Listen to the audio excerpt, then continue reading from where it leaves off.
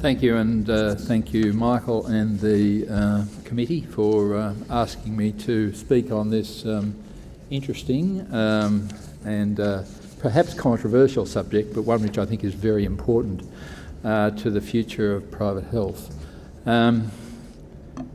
We change it by doing that. Is that right? Yes, it is. Okay. This graph you've probably all seen. It's lifted from the AMA's website and shows what's happened to the Medicare rebate in relation to average weekly earnings and other indices, and where the AMA pitches its recommended fee. And you can see it's now around 2.5 times the schedule fee. Therein lies a significant part of this problem, I believe. You'll see it's flatlined there for the last year. We've now been told, of course, that it'll be flatlined until 2018. So this problem will get worse because there's no way that average weekly earnings will flatline as well. So the gap is going to get bigger. So this problem potentially will get worse unless we do something about it, and I'm not sure what that is. This graph shows, you'll notice there are two x-axes here. The ones I want you to look at, the two lines I want you to look at there, this comes from the PHIAC, and the blue line, I'm colourblind but I think it's blue, the dark one anyway, it is the percentage of people holding private health insurance who have had episodes in private hospitals, and that's gone down from 74% down to around 65% over 10 years.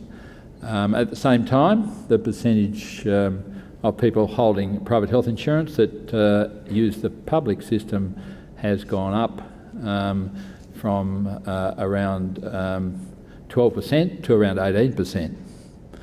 So there is some synchrony here. I think you probably will agree. It's very easy to blame the surgeons, and I am very conscious that I'm sharing the stage with the President of the College of Surgeons. But I have given this talk to the College of Surgeons at their request, and I think we're actually in agreement with quite a bit. Now I'll move on from that. This just illustrates the same thing as the last graph in fairly simple form, and you can see that over the past 10 years, you can see the trend there. So what do people think about the increasing gap that there is between the Medicare rebate and what they are being charged by surgeons? And I need also to mention anaesthetists, physicians, radiologists and assistants and a number of other people. I'll just show you something about that in a minute. This is really just setting the scene. I'm not actually making an argument at this stage. But you'll see there that the area where concern has increased over that time from 28% to 37% is around costing and funding issues. This is from consumers, both from public and private, but both insured and uninsured. Service issues have improved a little, and staff issues are about the same. So they're the three major areas. This is a survey done by APHA in 2011 and then again in 2013. So that's just over 2 years. Now this is information that I've only ever shown once, and that was the College of Surgeons.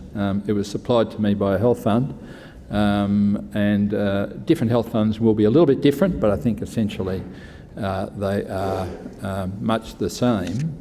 And this really just shows member gaps per admission as split by various specialists, and I don't know how well you can see that, but it goes from where you're looking here, a gap of $1 to $249, and you can see there's surgeons and anaesthetists. They're the two that we're most interested in here, and up to greater than $5,000 gap You can see that most of those are surgical gaps, as one would expect. A significant number of anaesthetists who charge a gap of more than $5,000.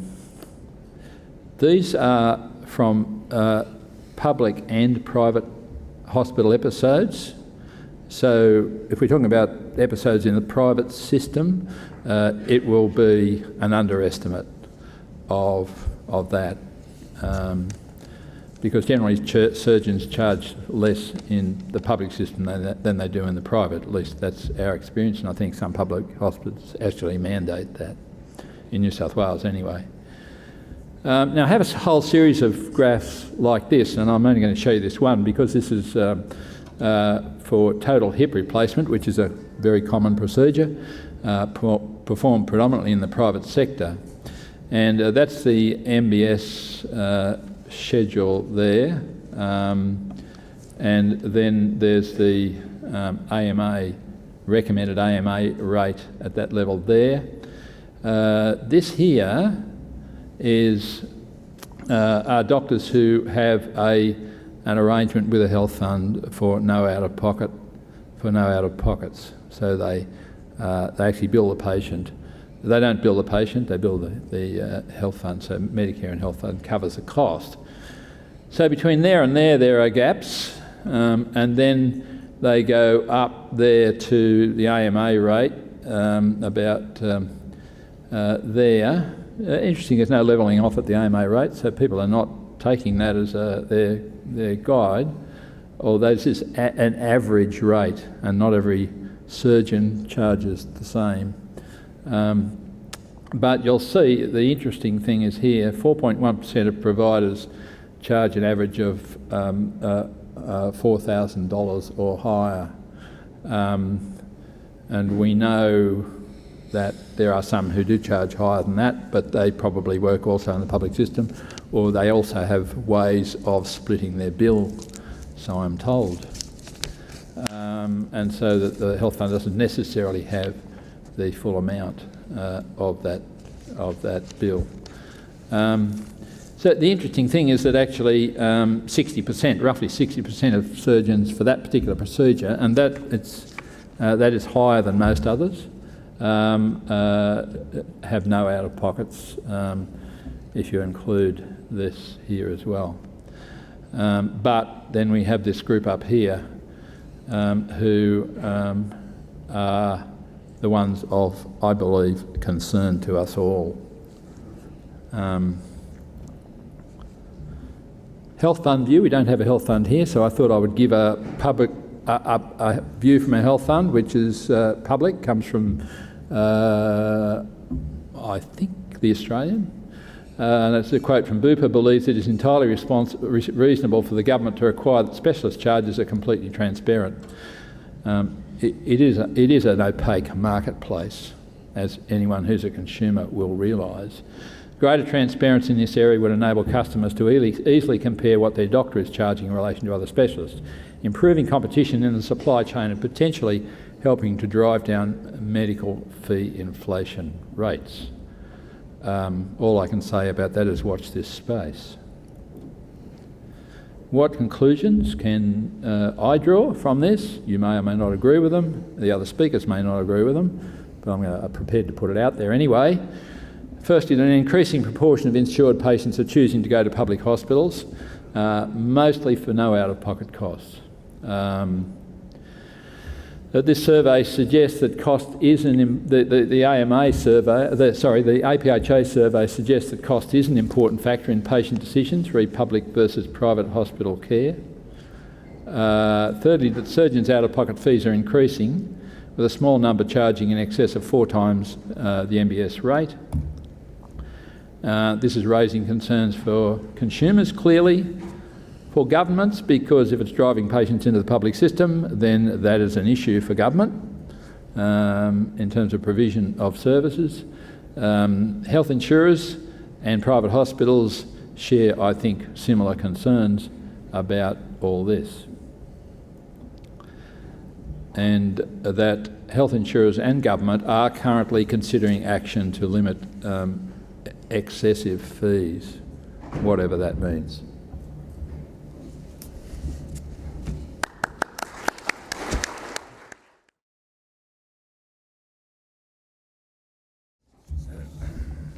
Well, firstly, I would like to thank the Australian Private Hospitals Association for the invitation to be here today to discuss what is increasingly an important issue for the medical profession in general and for surgeons in particular.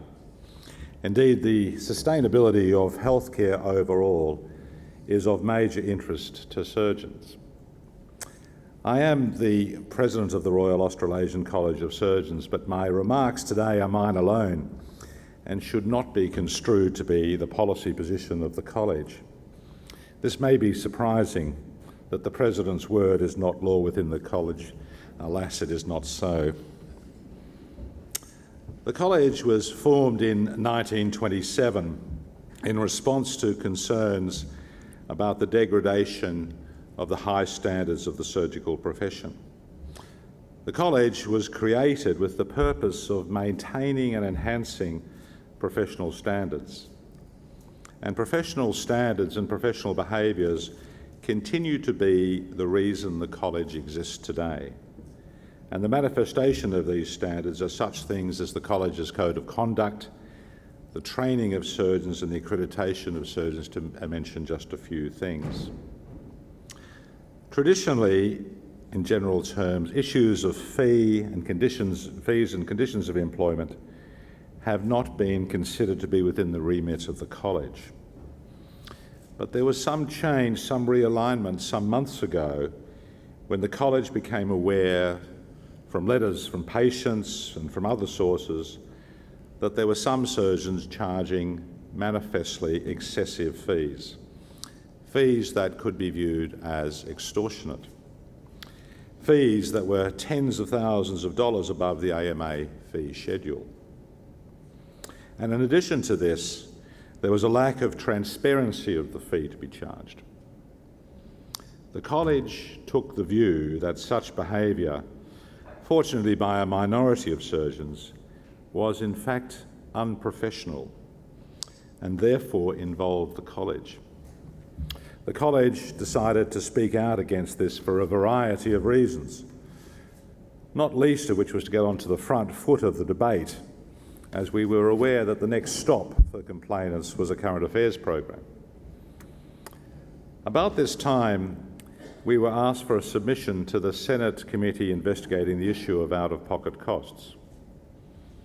Our submission, quite simply, was that for a surgeon experiencing increasing costs of maintaining a practice, the failure of both Medicare and the private insurance industry to maintain reimbursements at a level consistent with CPI was a recipe for out-of-pocket costs. Now, as an individual surgeon, I am keen for the private health industry to survive and flourish. After all, this is where I make my income. The reimbursement for my work in the public sector barely covers the cost of maintaining a private practice. But I'm also aware that out-of-pocket costs are driving increasing numbers of patients to seek treatment in the private sector. It would seem primarily to avoid out-of-pocket costs from their treating doctor. And of course, public hospitals are welcoming with open arms this cohort of patients. As to them, these patients represent what might be described as windfall income. I am also aware that private health insurance companies are raising premiums at an unsustainable rate. Quite simply, the number of privately insured patients will fall unless the 6 to 7% annual increase in premiums is arrested. And private health insurance companies know this. Their projections would not make comfortable reading for anyone interested in the continued well-being of the private health industry as a whole. And these costs are not being driven so much as by increasing costs for individual episodes of care, but by greater volume, which might in the short term be good news for the private hospitals, but not in the medium or longer term. It is also predictable that the first measure that insurers will address is how to reduce volume. So what is driving the increasing numbers of procedures? I would like to think that it is making healthcare more available to the general population. Well, I would like to think that, but I don't. In my humble opinion, there are two major drivers. The increasing number of surgeons intent on making a living. In my own specialty of vascular surgery, I am reminded of the words of an old mentor of mine. Society might be best served by too few surgeons rather than too many. The other driver is new technology. There are three characteristics of new technology. It is always better, at least initially. It is always more expensive. It is always less invasive than that which it replaces. That is, it lowers the threshold for intervention. And as the population ages, age is no longer a barrier to major surgery. So these factors, increasing numbers of surgeons, lowering of thresholds for interventions, are likely to improve outcomes for patients only minimally. Also, there is an increasing tendency to divide one episode of care into multiple episodes of care. And this can be directly attributed to a system that rewards activity.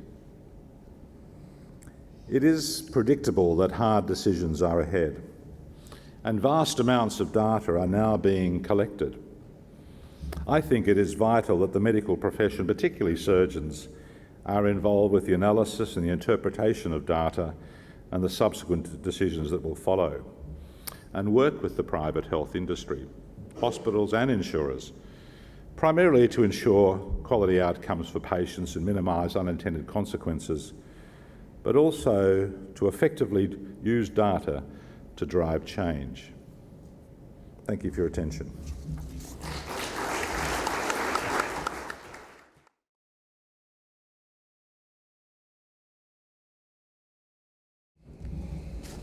Hello again. I'm going to try and adapt as much as I can to some comments and some slides that Leon particularly showed, and take on a couple of Michael's points as well. But as you were aware from the introduction, I'm the GP co-payment guy. So I have a bit of an interest in matters out of pocket and matters co-payment. Now, I think the important thing here is that it is not a bad thing in itself. It is not wrong, it is not evil to charge a co-payment, either for GP specialists or specialist services, but it is important that any out-of-pocket charge, anything that the patient is expected to cop up themselves, is fair and reasonable. And this is where I have a bit of a problem with the specialist sector. Too many charges are not fair nor reasonable. But to be fair here, I think it's a case of some specialists gaming the system at the expense of taxpayers, patients and insurers. I think it's a relatively small number of bad specialist pennies who diminish both the value of their professional standards and the private health value proposition. The way I see it, in return for their extensive subsidies from taxpayers, and they are extensive, think about it, there's MBS, there's private health insurance that's subsidised by the rebate, there's public hospital rights of private practice, there are very generous medical indemnity subsidies. Of course, the specialist training these days is very heavily underwritten by the taxpayer. And on top of that, and I'll say a bit more about it later, are particularly the Medicare safety nets and the extended Medicare safety net in particular, which actually helps spread the financial risk from the patient to the taxpayer in terms of high costs. So I think there is an obligation here that specialists do have.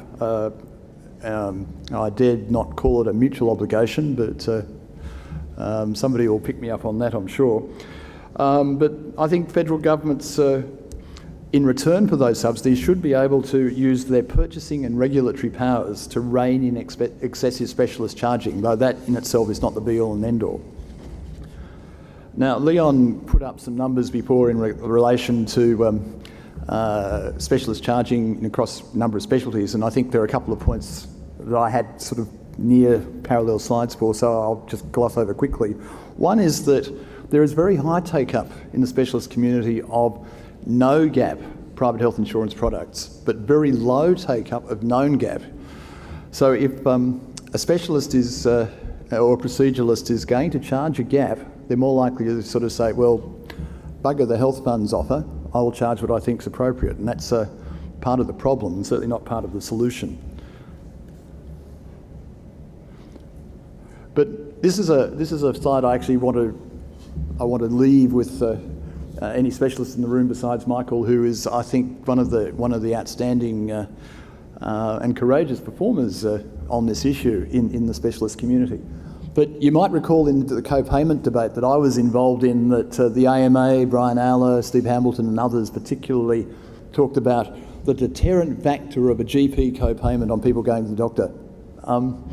I've been doing a bit of work on this, and there's a detailed paper in preparation at the moment. But in the course of that, I found this very interesting ABS patient experience survey data from last year. And as you can see here, in terms of the deterrent factor of cost, for GPs, it's roughly about half of what it is for specialists. I mean, when you think about it, when people go to specialists, when they're referred to a specialist, they need something rather urgently. And if they're being put off by the cost of going to that specialist, the cost of having a procedure done, at least in the private system, then that I think is actually a far greater and I think more morally reprehensible problem than it is in the GP sector, because we're talking about people in real distress here. I'll just gloss over that because that's the known gap data I was talking about. But in terms of situations where there is no agreement between the insurer and the specialist, these are average out-of-pockets according to FIAC data. General specialist attendance is 31, but you go up the list, and let's put obstetrics and gynaecology aside because of the peculiar arrangements in that space, particularly in regards to pre-ordering or pre-booking and the use of the safety net. But ophthalmic surgery and orthopaedic surgery, that's an average. Bear in mind, that's not a median. It's the average. So these are skewed downwards rather than upwards. So we're probably talking about the median being considerably higher than that, and the outliers even higher still.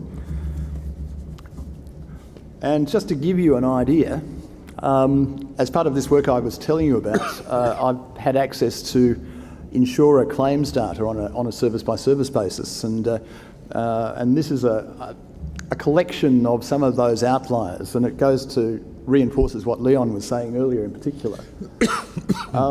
And I do notice, Michael, that some of these are your fellows, so I have to point that out, sadly. But in terms of patient out of pocket from top to bottom, I mean, when you rock up to when you present to a surgeon for something clearly serious and probably life-threatening in the neurosurgical space, the MBS item had a rebate of, or a fee actually, the full fee of $8,500, but the patient out of pocket was $21,000. The general surgery case, so the second one on that list there, and the anaesthesia case a bit further down towards the bottom, the general surgery almost $15,000, the anaesthesia, the anaesthetist charged almost the best part of $3,000 out of pocket. That's above Medicare. I've got to keep stressing that. So it's more that that was actually the same case. So at least two doctors in that medical team gouged the patient. Now, if the patient needed an anaesthetic for the procedure, he or she probably needed an anaesthetic to recover from the bill.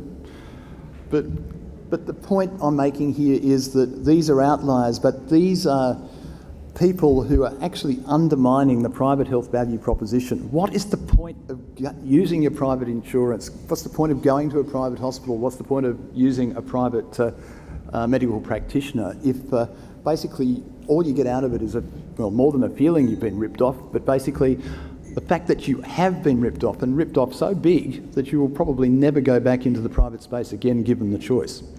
Now, that affects everybody here. And technology affects me, so I apologise.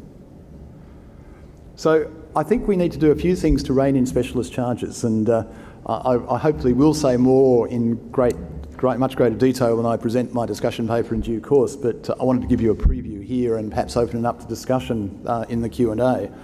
But I think there are 4 action areas and one other. Empowering patients, improving transparency, the Commonwealth flexing its funding muscles, using what the economists like to call a monopsony, the purchasing power, the leverage of the dollar, and finally changing PHI cover regulations so that more can be done. Now, it may well be that government and industry are talking about these things, but how willing they are to make progress is another question. Now, I, in terms of thinking about this, I've actually come up with quite a few ideas, but this is my top 5. First and foremost, information is power. So I think it's important that there is some online patient-friendly database on doctors' charging histories. And I know that's unpopular, I'm sure with the profession it would be anathema, but nonetheless. But certainly indications of median, and not average, but median out-of-pockets per type of service, per Medicare item, per episode. And that could actually be done fairly easily in terms of adapting current Medicare and private health insurance databases. Second, I think there should be open publication of AMA recommended fees. I think the general public should be entitled to actually see what they are. And the same goes for the Society of Anaesthetists Relative Value Guide. Now, I think they should be out in the record. I think the fact that they're not is collusion and restrained trade and restrained competition. The third one, have an interesting discussion about this, but I think we should be making excessive specialist fees legally unenforceable. I think the idea of a debt collector being sent around to knock on patients' doors to collect fees that are way above the odds is anathema. Now, I myself had something done last year, and the anaesthetist, God bless her, thought that I could go the distance and pay what she wanted, which was well above, I think it was 4.04 times the Medicare rebate for the item, or the series of items, and she said that she was using the RPG, so I just have to take a word on that. I'd missed the email with the invoice, and the next thing I got an email was basically saying, if you don't pay up today, then we're going to actually get the collection agency to ring you up and get the crowbar out. Now, that's not the way that private health should operate. It's not the way that medicine, frankly, should operate. So I think this is something that needs to be changed. So by making excessive fees, not reasonable fees, but excessive fees, unenforceable, I think is a way of doing that. I think that may need changes to state law because debt collection is a state responsibility, as I understand it. But nonetheless, I think it sends a clear message to the profession and to the sector that some things won't wash. And if we're talking about what's reasonable, as a working rule of thumb, and we can debate this too, the AMA says that its recommended fee schedule is reasonable. So anything above that, ipso facto, is unreasonable. So if the AMA wants to set the benchmark, I don't have a problem with that. But I think if you want to be a doctor who thinks that you can charge whatever the punter will bear, I think you need a bit of a reminder that's not a good way to go. And finally, I think removing Medicare distortions that encourage provider gaming must be considered. And although I was part of putting it there in 2004, 2005, I think the extended Medicare safety net, with the best of intentions, is actually the biggest culprit. Effectively, it transfers the risk of really high costs from the patient to the taxpayer.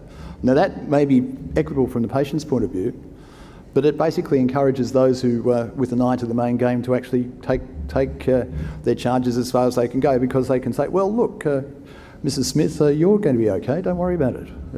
The safety net will look after you. And that, I think, has also led to exploitative business models in some sectors of medical practice, and particularly around the corporate sector and areas such as reproductive health.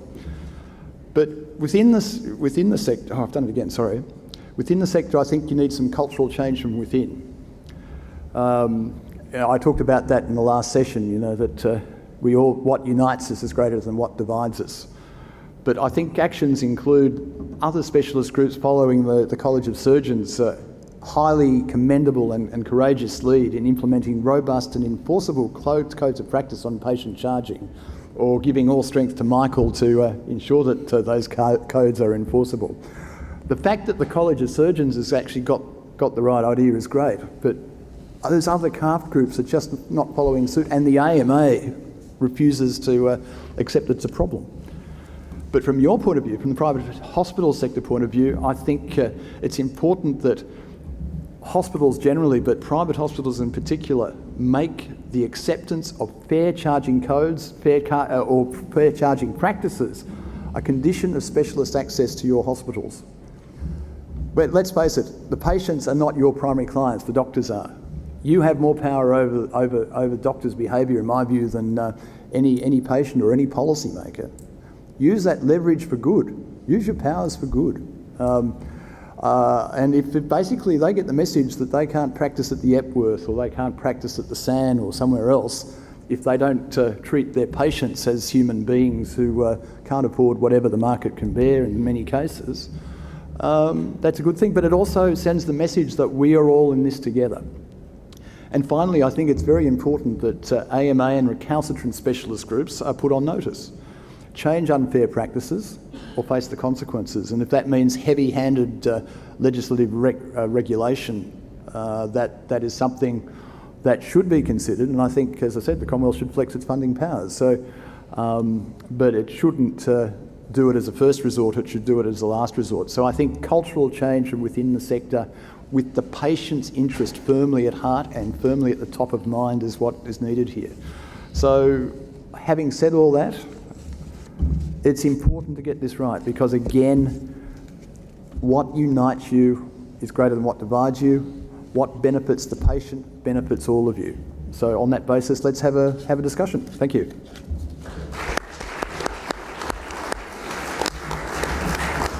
Thanks very much, Terry. Thank you also, Leon and Michael. So we're very happy now to open it up to questions. A lot of issues have been raised, comments, questions. Let's hear from you. We've got the microphones. If you want, we'll bring the microphone to you. Who'd like to kick off with a question or a comment? There's the awkward silence, but somebody's going to do it. Thank you very much. John Catford from Epworth. Thank you, panellists. That was an excellent overview. And could I reassure Terry that certainly at Epworth we do have in our medical bylaws provision to sanction doctors that charge excessive fees, and we have done that in the past and are committed to doing it in the future. But the question really is, what is an excessive fee? I mean, Terry, you've made the case that anything above the AMA rates would be excessive. But could I push Michael and Leon to tell us what they think would be an excessive fee, or how one might assess what an excessive fee is? Thank you. Thanks, John. You go first. Well, I'm happy to go first and attack that problem. First of all, I'm not used to people saying nice things about me, so I've got to thank Terry very much for the nice things he said. The last couple of weeks I've had lots of bad things said about me, so it's good. I've got to say, Terry's top five slide was pretty good, and I'd actually agree with all of that except the second one. I don't want to... If we could just put that back up again, that would be great. I don't want to establish the AMA fee schedule as the guide as to what's excessive or not, because we know that the vast majority of surgeons charge less than the AMA fee. As soon as we say anything above the AMA fee is excessive, everyone's going to charge up the AMA fee. And during this whole debate, the college has been very careful not to recommend the AMA fee, or recommend any fee schedule for that matter, not least of which would bring us foul of the ACCC by doing that. So the approach the college has taken with excessive fees when the issue is raised is to exactly mirror the situation we take when people question a surgeon's decisions. We assemble a peer group and we say, is that reasonable in the circumstance? And if the peer group says, look, it's not reasonable to have done that operation, they could equally say it's not reasonable to have charged that fee, and that's exactly what has happened. And then the college is fortunately been able to enlist the cooperation of the specialty societies in this approach, and we are in the business of applying sanctions to those surgeons. I've got to say that if you look at the data that Medicare has on the sort of charging practices, the vast majority of surgeons are behaving pretty reasonably. But on every operation, there is a tail, much as Leon's slides show, that just goes off the scale. And that's a small percentage, but that small percentage is doing irrevocable harm. And part of the issue, I think, about that group is two things. One is, I think, its lack of transparency about the fee. I think that's the first thing. And the second thing is there's this widespread patient belief that the more you pay, the better you get. And that's certainly probably true in most things consumers buy in society. It's not true in surgery. I think the relationship is likely to be inverse. And we've been doing some work with some insurance companies which would actually suggest that not only is the surgeon's fee higher, but the cost of the episode of care is considerably higher as well, because the patients are staying longer, they're needing more intensive care, they're needing more reoperations. So it may well be that we're talking about an inverse relationship. So the college has been advocating greater transparency of fees up front.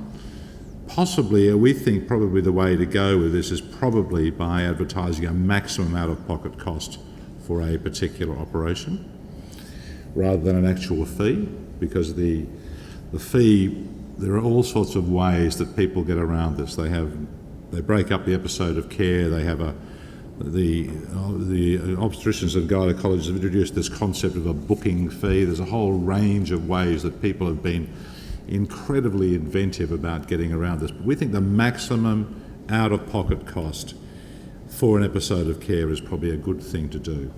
And the other thing that we've begun doing, in fact, on Friday we'll be releasing it, is an information sheet for patients, which will probably get quite a lot of information. And many of you in this room may have been asked to comment about this as a part of a stakeholder consultation process.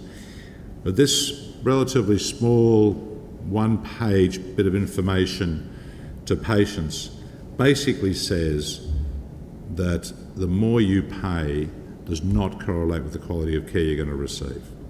And it says a few other things as well on what to do and to demand transparency. So we're hoping that this will help empower patients. So I haven't really answered your question, John, because I don't want to set a fee particularly, though I think that it is possible for us to determine what is a manifestly outrageous fee. Can I just say that, Michael, you inadvertently verbaled me there for a second. Did I? You did. Saying you said nice things about me, that was bad? That's okay. But, I didn't actually advocate that the AMA recommended fee be the benchmark. All I was saying was that if the AMA is claiming that its fees are reasonable, therefore anything above it must be unreasonable by their own definition. But the other thing I think is important, that the schedule, the recommended fee schedule and the RVG should be on the public record. They shouldn't be just available to members. And that's because I think entirely. The punter basically, although they're not universal, they are still the basis of fee setting for many, many specialists. So I think it's important. But the other thing I'd just like to add, 6 and 7 on my top 5 list. Six was is that effectively the lead doctor or specialist or proceduralist for a given episode could become the equivalent of the master builder on a building site, and actually have responsibility for the other members of the team as subcontractors, and that includes charging and out-of-pockets to patients, so that they would be fully accountable, either the patient, the insurer, to the government, all three. That's the first thing. The second thing, which might be a little more controversial, is that I think that the time has come where we actually give patients more power by allowing them, if they so desire, and with their full cooperation and consultation, to assign their right of choice of doctor and hospital to either an insurer or to a patient advocate. Now, that's not saying US-style managed care. What I'm saying is that if you're assuming that patients are pretty well unsophisticated in their choices, they should be able to get advice from those who actually know the market very well, particularly at a time of great health crisis for them, to help them ease the stress of making a decision, provided that third party or that intermediary does not take advantage of the situation. So I think it needs to be regulated, but allowing somebody else to help me make the choice or give me a recommendation that I can act on other than fellow doctors, I think is something that should be debated. Yeah, Leon, what's excessive? I have a slightly different view, although I don't disagree with what's been said. I'm particularly in agreement with Michael around this issue of not being defined, not having a definitive recommendation. Look, I think the major issue that we have at the moment, which is essentially the easiest to address and may in fact make a substantial difference, is to create a transparent marketplace where an opaque one currently exists. I mean, if you get are referred to a specialist by your GP, probably on the basis he plays golf with him or some other reason that has no specific logic to it, then it's not until you get there, which might be quite a while, before you find out what you're going to be charged. So you've been given a diagnosis, you've been given a treatment, and this will cost you this much. And even if you're as is required, you are given the out-of-pocket cost. At that point, what do you do? For my money, that's not informed financial consent. Because what do you do then? Do you go back to your GP and say, I want you to refer me to someone else and I'll talk to them about it? The GP doesn't know what other people charge, and most of them don't want to know that. That's what they've said to me. I've spoken to them about it. I think it needs to be out there, and I think this solution, I know, is on the way.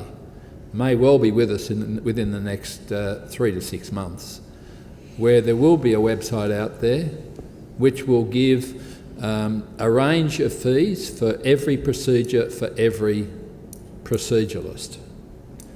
That creates a transparent marketplace, and I think empowers the consumer to make decisions. Now, the other issue is, if somebody charges more, are they a better surgeon? Clearly there is no evidence for that, and the College of Surgeons, I think, are at pains to point that out in this sheet, which I think is excellent. It's actually in bold print, I think, as I recall, and you may have even said it twice, for emphasis, that there is no relationship between what you're charged and the quality of the outcome concerned. Michael? I think that's a very important point, that transparency alone, I don't think will do it. I'm very in favour of transparency, but because of this belief that the more you pay, the better you're going to get, it may well be that as you make the fee more transparent, everyone's going to go to the more expensive surgeon. So there's a real danger, I think, of that. So I think we have to attack it on the two fronts, and so that's part of our reason. In terms of transparency, the system is riddled with secrecy. And part of it, I think, is to the fault of the ACCC, to be honest, who basically said any discussion of fees runs the risk of collusion, and that's put the fear of God into a lot of people, because the ACCC have fairly significant powers. So before I began this debate, I actually took it upon myself to seek an audience with the ACCC. If any of you have ever done this, this is a very interesting experience. You've got to remember that the college is the anathema of what the ACCC is all about. I mean, we are a monopoly in terms of training and things. We are anti-competitive. We are the Antichrist. So they granted me a thing. I walked into this star chamber type environment, and all the screens lit up with Canberra, Brisbane, Sydney, and there are all these people in the audience. And it was a fairly daunting moment, I've got to say. knowing that at any moment I think it's 10 years jail and many hundreds of thousands of dollars fine could be imposed. But I put forward the argument to them that horizontal discussion of fees, that is between like-minded consultants doing the same job, was effectively collusion. But vertical discussion, that is discussion of fees with those people who are sending you patients and the patients themselves, is in fact competitive. And Leon will remember that, in fact, I won this argument because the ACCC sent their commissioner to the forum that Leon attended at the College of Surgeons, and we had a discussion about competition policy. So I think at that moment we were then able, I think, to discuss in a transparent way fees constructively. Now I think Leon's right, GPs are a bit reluctant to become involved in fees, but really GPs have a responsibility. If they want the responsibility of referring patients to a specialist, they have a responsibility to know that that specialist is providing quality care and at what cost. They have to know. Equally, I think surgeons have to know what the anaesthetist is charging. They have to know. And I think that it's about time that this independent practitioner concept of anaesthetists and assistants was gone. And I think that you could make a very good argument for providing the surgeon with a fee that they had to then pay, because that will make them very cost conscious, I can tell you. Now, not many surgeons are going to agree to that because they would have to employ a business manager and it would not be a solo practitioner anymore, but nevertheless, it would be very good. And I know that there are some insurance companies would even go further than that, and they would want the surgeon to buy the hospital bed and pay for that cost. And that would also make them cost conscious of what sort of quality they are providing. So I think there are lots of opportunities here. I think that hospitals, I agree with everything, I hate to say this, but I agree with everything Terry said, and if the AMA were present, I noticed they were meant to be on the program today, I would probably be shot for saying it, but I actually agree with everything Terry said today. I think that the issues that he raised are exactly the ones we need to consider. And I actually think his closing point was that hospitals have a role in all of this is correct.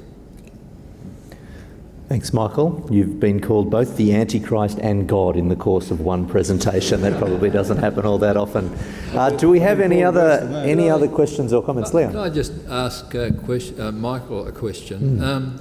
At the session which you invited me to be at, and I did appreciate it, although I was a little worried about what the response might be. There were no rotten eggs or tomatoes. It was actually a good response, I thought. We normally let people's tyres down, but you came by a taxi, That's right. But there was a QC, I think he was a QC there. Jeffrey Davies. Yes. He's actually a federal court judge, but that's okay. He was a QC. He gave what I thought was an excellent treatise on the ethics and morality of supercharging, if I could use that term. What he said was essentially, he said it much better than I can, was that if you charge significantly more than your fellows, you have a moral responsibility to declare that to your patient, that you do charge more. But more than that, you have a moral and ethical responsibility to tell them why.